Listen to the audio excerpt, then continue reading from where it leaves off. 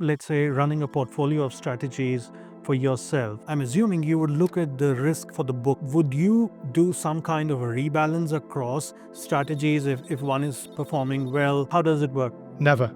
Okay, so how do you risk manage the book? So what you're describing, I wouldn't call risk management. I describe it as optimization. Just to briefly explain why I wouldn't do that, or I don't do that in practice. My strategies trade fairly slowly, and that means that they require a lot of data and evidence and history to kind of prove themselves and to be calibrated. And so, my back test is older than me. It starts in 1970. So I've now got a 55-year back test. Next year, I'll have a 56-year back test. Will that extra year of data be sufficient to give me more evidence that one strategy is doing better than another? The answer is no. Now, if I was trading much quicker, let's say I was a high frequency trader, then I could see and expect the performance of my strategies to decay over a matter of weeks. They have the high frequency, they're trading a lot, so they get the evidence to show whether they're working and how they should be calibrated much more quickly. Unless you're trading very quickly, you're unlikely to be in a position to be able to see statistically significant evidence that something is working or not working. So that's why I don't do that. And as I said, I wouldn't describe that as risk management. That's optimization. Risk management is something completely different. Risk management would be like, given the positions in my portfolio at the moment, the positions, by the way, not the strategies, right? So the actual positions I've got on,